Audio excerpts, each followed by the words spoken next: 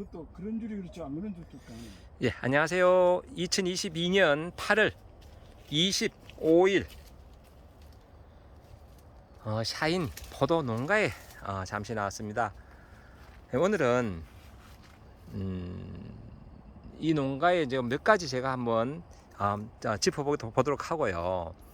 우선 보여드릴 거는 이렇게 요 흰빛 물음병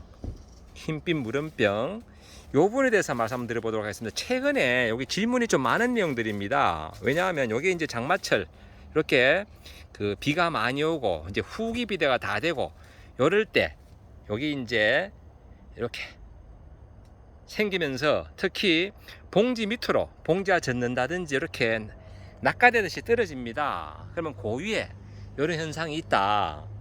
근데 여기 잘 살펴보면요, 여기에 이제 여기 흰빛으로 이렇게 무르는데요, 이렇게 곰팡이도 생기고 여기 생기는 부위는 참고로 이렇게 과일, 포도 알맹이 생기고요.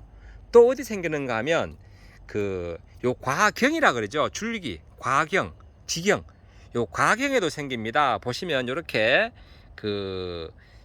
곰팡이가 생기면서 이렇게 지경이 말랐는데요. 꼭 꼭지 마른병처럼 좀 오인하기 좋습니다. 요게. 근데 요게 이제 상황을 잘 살펴보시면요, 문제는 뭔가 하면 이게 요게 많이 생기는 이 골 단위로 보면 좀 많이 생깁니다. 즉 뭔가 하면 여기 생기는 게 보면 상처 부위를 통해서 감염이 된다. 보통 이런 곰팡이는 사물기생인데요, 즉 죽은 조직에 감염이 된다, 상처 부위에 감염이 된다.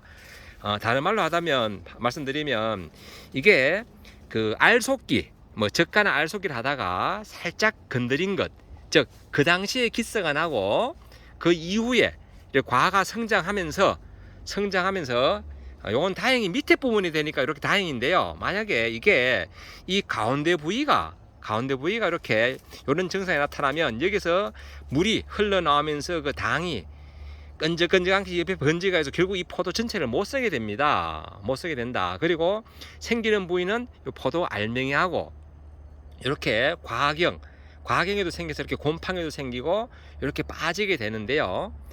아마 자세히 이런 농가들, 본인 농가도 그런 농가 있으면 한번 살펴보시면요, 골골이 이런 골이 더 많다. 왜냐하면 전체적으로 밭으로 다 와야 되는데 왜 그 골이 더 많을까? 제가 생각에 아직 특별한 건 아닌 것 같은데 본 게 상처, 아마 알속기를 하거나 젓가락 하면서 과경, 그게 줄기에 상처를 냈거나 아니면 포도 알갱이에 살짝 미세한 기스가 났을 때 그게 이제 포도 봉지 씌울 때까지는 아직 알이 안 굵기 때문에 그냥 같이 묻혀서 크다가 이렇게 후기, 이제 당이 오르면서 후기 비대하고 그 살짝 기스난 부분을 통해서 이제 균이 감염됐을 때 이렇게 흘러내릴 수가 있다.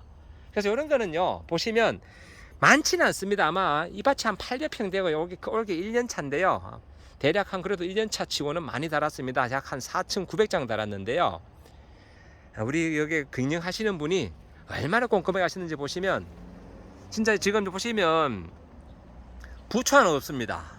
틈틈이 다 따가지고 부추 하나 없이 깨끗하고 어느 곳 한 겹씩 부추 하나 없다. 그리고 물의 구배도 이게 대략 한 80m 되는데요, 저쪽 하단부하고 이 상단부하고 방금 비가 왔었는데도 보시다시피 물이 없다. 물이 거의 없다. 약간 미세하게 이렇게 좀 있는데 이건 거의 없는 겁니다. 구배를 잘 잡아가지고, 즉 저쪽과 이쪽에 약 한 50cm 정도 구배를 물매를 줬다 하더구만요. 예. 그래가지고 이 정도로 관리를 하시고 보시다시피 풀 하나 없다. 이렇게 관리를 참 잘하십니다. 그래서 문제는 여기 보면 이제 일소 현상 때문에 좀 꾸인 부분이 있어가지고 제가 알고 있는 전화번호 하나 전달해 드렸습니다. 지난번에 다른 농가에서 봤던 그 전화번호. 그래서 시간 날 때 여기에 바람돌이 공기순환 팬을 좀 달면 좋지 않겠나라고 말씀을 드렸고요. 그리고 이제 이렇게 응애 피해 받은 잎이 좀 있습니다. 여기 지금 응애 피해 받은 건데요, 이렇게 거뭇거뭇한 게 요거는 아마 참은정이나 이런 응애 피해를 받아가지고 후유증인데, 이런 말씀 미리 좀 드렸고, 또 오늘은 제가 드릴 말씀은 이렇게 그 잘라내시면 돼요. 예, 그 부분만. 예, 예, 과경 부분. 예, 예. 다 쓰였어. 예, 썩죠. 예. 그리고 여기 이제 곰팡이 피니까 요런 부분들. 그 당연히 여기 하단부니까 또 활용할 수 있는데, 하여튼 요런 거는 저 꼭지 물염병 생기면요 다 빠집니다. 왜 상체를 통해서 균이 들어가니까. 이제 예를 들면요, 우리 그 고추에 보면 그 담배 나방이 빵구를 냈을 때 비를 안 맞으면 그게 있거든요. 근데 비를 맞으면 그게 다 물러가 빠집니다. 물염병처럼. 예, 고추. 예, 그래 빠지고. 아유, 성격이 얼마나 꼼꼼하신지 보시봐. 이렇게 벌써 상 묻잖아요. 균이 나를까봐. 예. 땅에는 토양 미생물이 있으니까 아마 요 봉지도 흘리는 거 있는 것 같은데, 여기요. 바로 아래 떨어져 있잖아요. 그럼 요 봉지에도 생겼을 거라요. 참고로. 예, 한번 만져보시고. 그거 분명히 괜찮아요. 그쪽이라. 아, 티서 그런가 방향이? 그쪽이라. 아, 그래서 고기도 떨어졌네요. 이렇게 같아. 아, 원 깨끗하네요. 예, 예.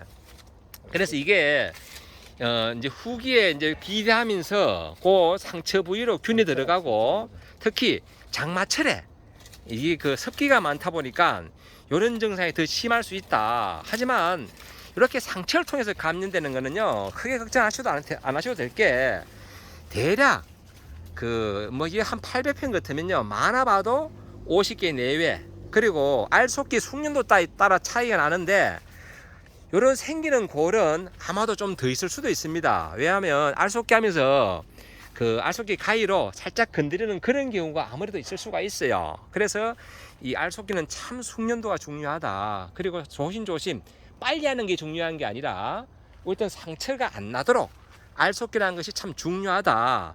이런 말씀을 드려봅니다. 여기 이제 그 흰빛 물음병입니다. 흰빛 물음병. 참고로 이 흰빛 물음병에 뭐 저런데 기술센터나 그런 자료를 보면 약을 치라고 하는데요, 실제 봉지를 다 싸놨기 때문에 이 상태에서는 약을 칠 수가 없다. 그러면 어떻게 하느냐? 제피 곰팡이병이나 이런 모든 병들은요, 봉지 싸기 전에 다 결정이 난다. 그래서 봉지 속에 있는 포도는 5월 방제, 6월 방제, 7월 방제, 즉 특히 5월 달에는 10일에 한 번씩, 봉지 싸기 전에 6월 방제는 일주일에 한 번씩 살포를 해 주셔야지. 특히 수출 포도 같은 경우는 그 현지에 갔을 때 그 크렘이 걸리지 않는다. 현지에 가서 수출을 했는데 제피 곰팡이병이 생겼다. 그러면 크렘이 걸리거든요. 마찬가지로 이런 거는 중간에 빠지니까 바로 찾아낼 수 있지만은, 다른 깍지벌레라든지 이런 부분들, 그런 부분들 감안했을 때 미리 봉지 싸기 전에 방제를 철저히 해야 된다. 이런 말씀을 드리고요. 그리고 그 참고로 방금 그 흰빛 물음병 같은 경우는 등록 약재가 없습니다. 등록 약재가. 왜냐하면 포도는 주로 이제 많은 그 종류가 많은 그런 그 병해충, 그런 병해충만 등록 약재가 돼 있다. 등록 약재가 예를 들어서 뭐 갈반병이라든지 갈반병, 새눈무늬병, 탄저병, 제피 곰팡이병, 노균병, 이런 부분들은 그 등록 약재가 돼 있지만은 이렇게 그 지금 몇 브릭스 나오죠? 아직 견을 안 켠 놈아이다. 예. 이게 그런 약재들이 있고, 다른 충도, 예를 들어서 뭐 총채벌레라든지 꽃매미, 선녀벌레, 그리고 그 들명나방, 뭐 이런 것들은 다 등록약재가 있는데, 이렇게 등록약재가 없는 게 얼마나요? 이거지. 다시 저는 켜가지고 한번 해보시봐요. 눌러가지고. 예. 아까 제가 맛을 보니까 아마 13.5 정도 나오겠던데, 제 혈곁으로 보니까 제가 하나 따서 맛을 봤는데 아까 해보니까 13.5 정도 나오더라고요.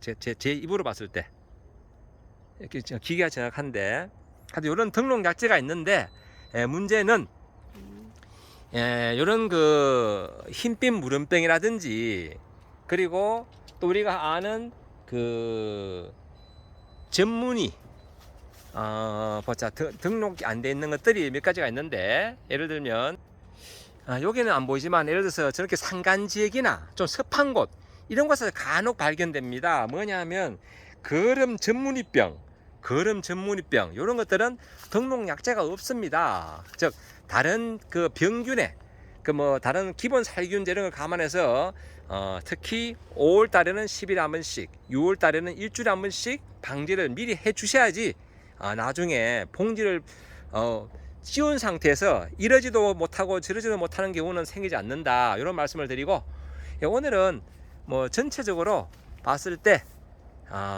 이제 그런 부분 말씀을 드리고요. 이제 이렇게 흰빛 무름병에 대한 말씀을 드리고, 이제 이 농가는 제가 와서 잠깐 그런 이야기를 했는데요. 지금 이렇게 보시면 요 위에가 높이가 조금 낮아요.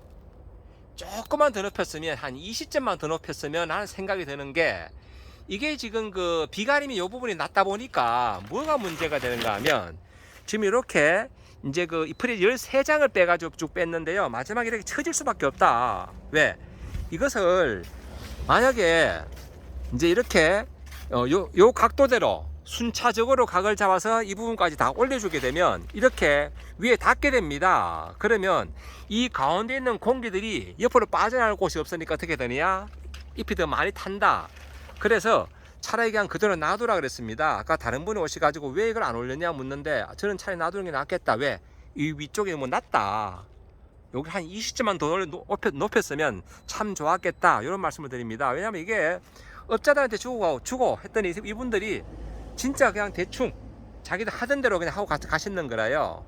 요거 조금 꼼꼼하게, 혹시나 다음에 포도 새로 가설을 하신 분들은 이 부분을 좀 더 높여달라.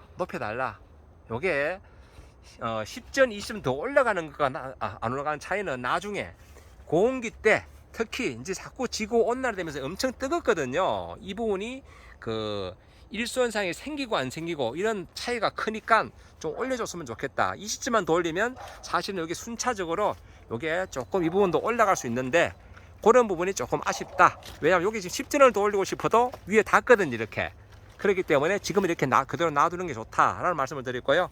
오늘 이렇게 잠시 포도농가에 제가 들러가지고 이렇게 한번 최근에 이렇게 질문 들어오는 부분이 뭔가 하면, 이렇게 흰빛 무름병, 즉 상처를 통해서 감염이 되는 흰빛 무름병, 여기에 대해서 좀 등록된 약제는 없다.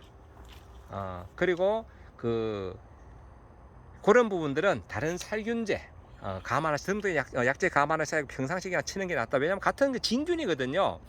병을 칠 때는 곰팡이는 그냥 진균, 그리고 뭐 세균성이냐 곰팡이냐 여기에 따라서 우리가 처방을 달리 하는데요. 포도는 특히 잿빛 곰팡이라든지 녹균병, 그리고 갈반병, 이런 부분들 같이 겸해서 처방하니까 중요한 것은 약을 자주 쳐 주셔야 됩니다. 안 치고는 나중에 봉지 속에서 봉지를 씌운 상태에서 이제 뭐 시간 난다고 열심히 쳐준다? 그건 아니다. 그때는 이제 고온기 때는 응애 때문에 열심히 쳐줘야 되지 정상적으로는 아니다 라는 말씀을 드려보고, 오늘 이렇게 흰빛 무름병에 대해서 한번 말씀드려봤습니다. 오늘도 좋은 날 되시고, 오늘도 이 영상을 보시는 모든 분들의 하루하루가 늘 행복했으면 좋겠습니다. 감사합니다.